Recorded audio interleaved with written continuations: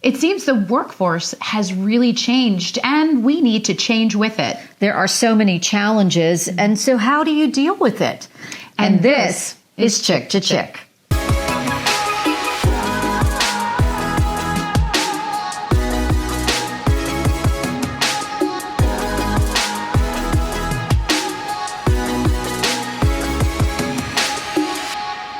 Hearing from a lot of people that the workforce environment is just very, very different. And I don't know if it's because we're coming out of COVID, or if it's because there's so many things culturally that have changed, the type of people who are being hired, the kids right out of college, the older workforce, where are they going to having anybody show up? I'm just hearing so much about it in such a condensed period of time. Yeah, I think it is a difficult situation. I think because of COVID, companies are facing challenges trying to get their workers to come back into the office. And then they're having this challenge, businesses, companies, retailers, they can't even find anyone to hire. Mm-hmm. Where is everyone? What are you doing? Where are you? I don't know. How are they paying their bills? They're sitting on the couch watching us. There you go. I don't get it. But that brings us to our guest today. Masai Lawson is a talent acquisition manager with Gannett Fleming. We're going to hit you with a lot of stuff, Masai. Are you ready? Always ready, Flora. Let's do it. She's ready. Let's do it. Let's start right off the top here. What challenges are you folks facing there at Gannett Fleming? Well, there is a definite skills gap and a deficit of talent when it comes to STEM talent specifically. So there aren't enough civil engineers, environmental scientists, technology professionals entering the field. And so there's a huge gap. And so we as an organization, and I'm sure others in our industry, or even in the high tech sector, are needing to take a step back and reevaluate how we look at talent. And so instead of looking for that ready-made individual that's going to come in and hit the ground running, really taking the time to invest in talent, hiring for potential, and some of those intangible skills is what we're starting to do. And so that's one of the things that we're doing to try to address this war for talent, so to speak. So you can't find talent, and then there's the whole issue of retaining talent. Mm-hmm. The days of somebody working for a company 20, 30 years, it seems like those days are gone. And it seems like these kids are coming in, younger workers, they stay 2 years, 3 years, and then they're like, I'm out of here. Mm-hmm. Are you guys dealing with that? And what are you doing about it to counter it? Yeah, we're definitely seeing a lot of that. And we actually saw that before the pandemic. I think it's just been accelerated as a result of that.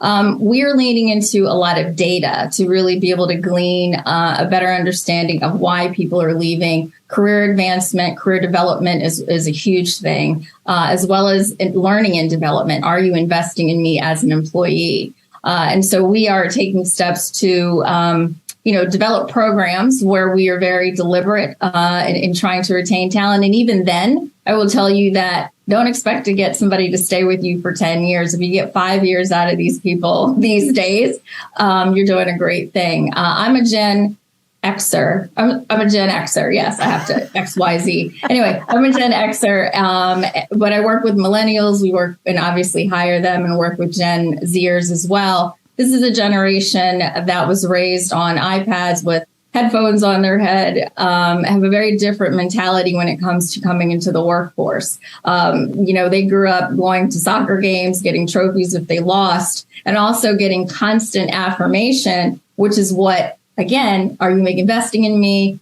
Do you care about me? They need that constant affirmation to be able to feel like they are part of the team and engaged. Yeah, it is so interesting. It's kind of like that, ask not what your country can do for you, what you can do for your country. What are you doing for me? They're going, ask not what you're going to do for me as a business. And I wondered about that, Masai. I'm glad you brought that up because I feel like, kids are coming out going, okay, I should be making this much money. I don't know if it's a sense of entitlement. Have they inflated their egos about what they deserve?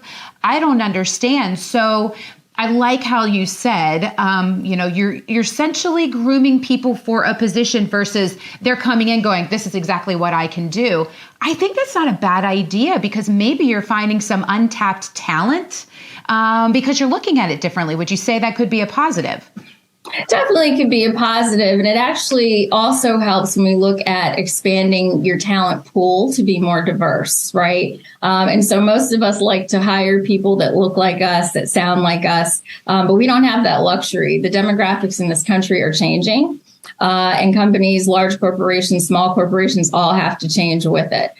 So looking at what that individual brings to the table and how it can impact your business and your customer longer term is again, part of that more global strategy, or I should say more holistic approach to hiring a person into your organization. What about COVID? How has that had an impact? What I hear a lot of that people who are in similar positions as you is that their employees will say, I don't want to come back into the office, and their hands are tied. They can't force them to come back in. Are you guys dealing with that as well? And what do you do about it? And also, is that now becoming a disadvantage because we don't have people interacting together again?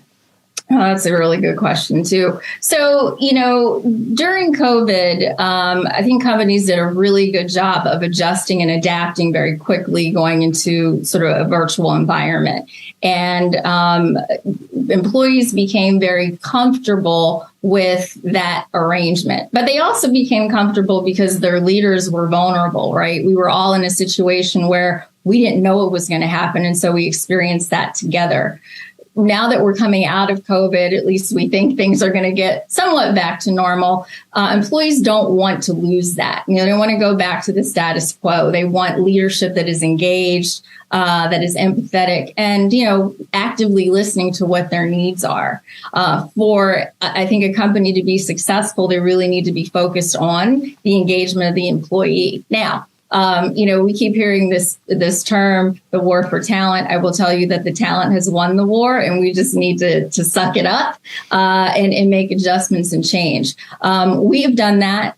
We are going to be in a hybrid situation for the foreseeable future. I think one of the things that's come out of this, which has been good, is that companies recognize that people have lives, right? I know that I know that others during the COVID, at the height of COVID, weren't sure what was going on. I live alone. And so, people had some mental health challenges that they were dealing with. Also trying to overcompensate for not being in the office and working 14, 15 hours a day. That started to shift and people are taking their lives back. But to your point about being in the office, certainly there's something that is lost when people are not together in a certain space for a period of time, collaborating. And so being in a hybrid situation when you're in the office a couple days a week, you have to make sure that time that's spent is meaningful. No point in going into the office, sitting at your desk for 8 hours, looking at the four walls around you. If we're going to come together, let's come in and meet as a team and really collaborate. And I think that's the key to maintaining and retaining a good culture and good employees. Well, and the irony of what I'm about ready to say, we're now connecting with you via Zoom. And, right. And that's what we have to do in this particular situation. Mm-hmm. But I just don't think there's anything that replaces that face-to-face contact that you're able to pick up on what the other person is saying and the body language and just interacting. That's lost via Zoom. I just feel like when we had to tape our podcast, I was just going to say this. Via Zoom, I missed being next to her and sitting here because there's an energy about it. And so I'm wondering if that is going to become lost, with having to cater to the talent in that way. Well, when you think about younger employees in particular, think about when you guys went into the workforce, you could learn things simply by walking into an office, someone popping over and asking a question. Now you have to be much more intentional. Maybe you'll get them when the light's not red on their Teams call. But certainly, that's something that I think we're still going to have to try to figure out, continuing to lean into actively listening to our employees and, putting together programs, providing platforms that allow stronger collaboration, but then too, also encouraging people to come into work.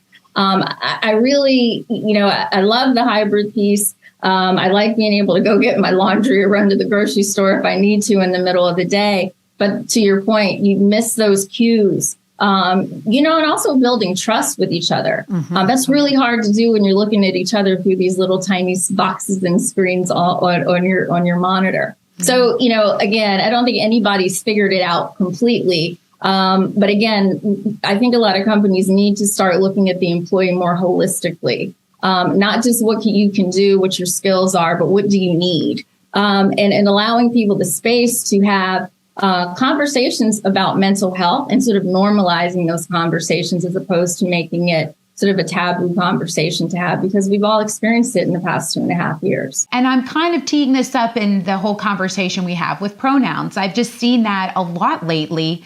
I'd say over the past 2 years, more so than I have ever before. And I wonder if we are working with folks in such a personal manner in this way, how are we navigating this better so that people aren't feeling offended or upset or challenged on either side? Meaning, the person who has changed maybe their identity, or they want to have a different pronoun now, than they did before as coworkers together. Now they're changing it. But someone who isn't accustomed to that or used to it has a hard time assimilating back into it. As a workforce, how are we working towards that? So we're not, intentionally upsetting people, and we have a better rapport with this new change in dialogue, I guess.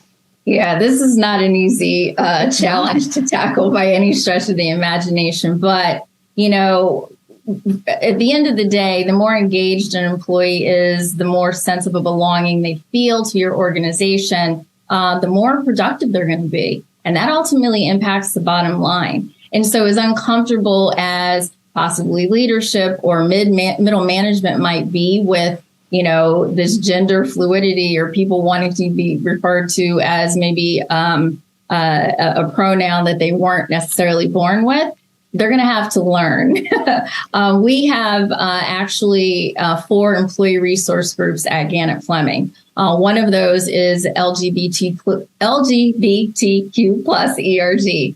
And they've done a tremendous job providing education to our employees about the why behind the pronouns, right? And again, you don't have to necessarily agree with what someone does, but there's a sense of acceptance, not tolerance, acceptance that you have to bring to the table, particularly if you're a leader, right? And at the end of the day, if a person isn't comfortable with this change, and the shift is inevitable, right? You're either going to need to decide if you want to work for an organization or you don't, that is embracing all of the diversity and being inclusive and providing a sense of belonging for these organizations. And don't get me wrong, we're not perfect and not everybody is on board, but for the most part, again, through normalizing conversations, through education, and also from our leadership team, really saying to all of our employees, like, we're all in this together. And when it comes to, the acceptance of people wanting to be referred to as,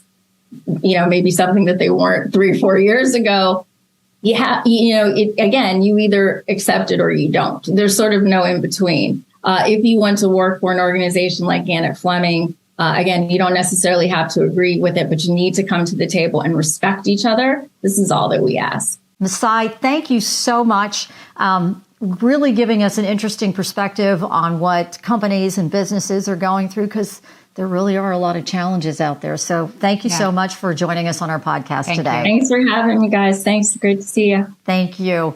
I think I heard a couple of things that companies have sort of put up the white flag? Yes. They surrender. Yeah. But they've got to be flexible. Yeah. Have to be flexible in this world. And I loved how she said, everybody has to respect each other. You may not like it, but you got to show up with the respect. So all good things. It was really good insight from her.